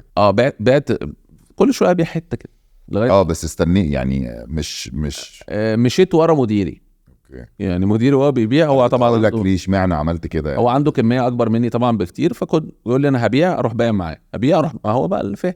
مشيت وراه بقى يعني زيرو فكر بصراحه يعني. ما كنتش بفكر، ماسك في الجلابيه وشغال. ايه نصيحتك في عالم الاستثمارات لو حد ملوش فيها؟ ما يخش خالص ولا في حاجات بتبقى مضمونه لازم؟ لا ما فيش حاجه مضمونه. ما يخش، يا يشتري ذهب، يشتري حته ارض كده بس. لا الاستثمار ليه؟ ما انت الاستثمار ده انت بتخش اصلا في شركه ممكن تبقاش فاهم هي بتعمل ايه. انا بتضايق قوي من اللي بيطلع ينصح الناس يستثمروا في الاسهم. تلاقي واحد لسه متخرج مثلا من الجامعه وعامل فيديو يقول لك اشتري اسهم. انت يا ابني فاهم حاجه يا ابني؟ ايه الفرق بين الذهب والعقارات والاسهم؟ بص انا سرحت مع الذهب شويه اخر 5 سنين، وعملت كورسات في الرير كوينز، وبقيت اسافر الم رحت يعني. في 3 انواع في الاستثمار في الذهب. في الاستثمار الديجيتال اللي انا اشتري اونس على الشاشه كده زي ما بتشتري اي سهم. محاكاه للاستثمار يعني. انا ما بحبوش لاسباب معينه يعني ممكن ما نتكلمش فيها. دينيه على دنيويه على كل حاجه. ماشي. اللي بعده ان انت تجيب سبيكه 10 جرام 100 جرام كيلو 10 كيلو زي ما تقدر، وتحطها وتقعد تتفرج عليها كده وتبيعها. دي 10 سنين. It's not بدني تحطها تتفرج عليها. It's not a trading. يعني انت محافظ على فلوسك.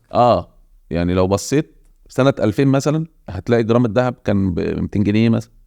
مثلا نظريا يعني. فنظريا هو دلوقتي بكام؟ ب 4000 جنيه، وبرضه نظريا كمان 20 سنه هيبقى ب 70000 جنيه مثلا، 80000 جنيه. انا برزع يعني، بس هيزيد لان هو في منه كميه قليله. انا قلت بس هياخد وقته. قلت قبل كده هو ماله الله. احنا جينا لقيناه النوع المور سوفيستيكيتد او الاصعب هو الكوينات، اللي هي مثلا اللي هي بتقول التاريخ بقى، اللي هو الكوينات الامريكان بافالو او الكروجر بتاع جنوب افريقيا. الكروجر ده اشهر واحد في العالم، اللي هو كروجر جراند بتاع جنوب افريقيا. بعديه اللي هو الامريكاني اللي هو الكوين كده، الميبل ليف الكندي، اللي هي الكوينات بتاعت الدول. الكوينات دي فيها عدد محدود. دي كوينات كانت عمله يعني، ودلوقتي بقت في كوينات اللي هي كانت مثلا $5، كانت 50 سنت، كانت 50 بيزوس في المكسيك. زمان بقى ايام العز بقى العالم كان مختلف. ده جو كوليكتورز يعني، كوليكتورز ايتم. بس هو في حته كده صنعه شويه. جبت بقى البتاع اللي بتلبسها في عينيك دي، واقعد امشي بقى في الكوين واشوف لو في عيب ولا لا. انت رجعت للبوردات تاني. اتلوثت. ايوه بالظبط كده، مخي ضرب. فانا بحب الاستثمار في المعادن بشكل غير عادي، وما بحبش الاستثمار في العقار. بشتري العقار عشان استعمله بس، لانك وانت بتبيع بشركه بتبيع على 7 سنين وانت بتبيع كاش، مين اللي هيجي ياخد منك؟ خروج من العقار صعب جدا، بيع اتقل جدا. هو اتقل. لكن الدهب يا باشا بيتخانقوا عليك في الساخ. انزل بس قول معايا، لو ما اتقبضش عليك قول معايا دهب هتبيعه في ثانيه يعني. فين التيشيرت؟ عايزينك كونسلتنت بقى. التيشيرت يا باشا. ايوه انا بتعين على الهوا. ايوه يا باشا. ونشوف كده، تعالى نعمل ابلكيشن يعني. 8 بتوع السعوديه عملوا حاجه حلوه قوي، شفتها؟ عجبني قوي اهو، كونتنت حلو قوي. شفت الحلقه بتاعت الحزيمي اللي عامله 80 مليون دي يا باشا؟ انت أنا مش قاعد فاهم. معانا ولا ايه؟ تحفه. احنا على طول بنتكلم في الحوارات دي. تحفه. لا الحلقه دي شفتها 3 مرات، والحلقه 3 ساعات، موضوع غريب قوي. كل شويه شوف الحلقه دي ما حدش فاهم ايه، ما مش عارف. ما حدش فاهم. اصل الحلقه دي دلوقتي غالبا، لو انا فاهم صح اللي قريته صح، هي جايبه اكتر حلقه في العالم دلوقتي، عدت كله ايوه يعني، عدت جو روجن وبتاع. ما فيش. لا فعلا يعني اصل البودكاست ما بيجيبش 80 مليون تصدق. لا يعني جو روجن عنده ارقام فظيعه، بس انا دلوقتي اللي انا فاهمه ان الحلقه دي بتاعت ال8 معموله في السعوديه، جابت اعلى بودكاست فيو ممكن في العالم. بس حلقه حلوه قوي. ممكن بس 8 جامدين قوي. بص دايما انا مقتنع ان مهما انت كنت شاطر، ومهما عملت، ومهما سعيت، ومهما كذا وكذا وكذا، في ناس بتعمل حاجات كتير قوي. في ناس بتبقى اللي هو بيقول لك ربنا مشاور عليهم، صح. اللي هو ربنا وفي حاجات معينه برزقه في حته بتزيد عن بقيه الحته. فهي دي الحلقه دي ربنا مشاور عليها، ربنا يكرم. بص بقى يا باشا، ايه ده بقى يا باشا؟ التيشيرت اللذيذه دي اللي عليها لوجو البودكاسترز. اوكي حلو اللوجو. ميرسي. الاهرامات والقلب بتاع ده واحد صاحبنا اسمه سولي عايش في امريكا، لذيذ. هو اللي عملها لنا كده وهو قاعد. لا لذيذ. هتمضي عليها وهنبعتها مع سؤال على السوشيال ميديا، واللي هيكسبها هنبعتها له طلبات اكشلي بتوديها له مع هديه من طلبات كمان. طيب يعني انا اكتب ايه؟ ولا حاجه، هتمضي زي الكوره كده. طيب فانت ايه بقى، تمسك اي طرف كده جامد هنا في اي حته هنا، ماشي بس كده. طيب دي بقى اللي يكسبها، اللي يجاوب على السؤال اللي احنا هنحطه صح على السوشيال ميديا. في سؤال يعني؟ في سؤال. طيب سؤال انتوا اللي هتسالوه. احنا هيبقى سؤال عنك، يا اما عنك من جوه الحلقه، هيبقى من الحلقه. بس ليه حد يبعت تيشيرت انا ماضي عليها يعني؟ مش فنان يعني، بس تمام. يمكن يبقى حد عايز. You never know. الله عليك، صدق. الله عليك. ممكن يكون حد من لبنان مثلا. الله مش عارف. عادي. حمدي نسيبك بقى على النوت دي. مسيكا حد من لبنان اقول لك البس الكاب تاني ده. يلا نورتنا. شكرا يا حبيبي. نورتنا يا حبيبي. هما بيدوا لك البوينتنج سيستم بالجيميفيكيشن بكل ده على بعضه كده. فعندهم بقى زباين في 70-80 دولة او عملات كتير، والهب هنا، فالميكس لذيذ طبعا. وفي شركة تانية الشركة اتخانقوا 2 مع بعض، واحد تكنيكال وواحد بيزنس، اتقطروا على بعض. لو انت يا عم باسم انت اللي سائل ايه يا عم؟ انا لابس جاكيت جلد اهو، فاهم؟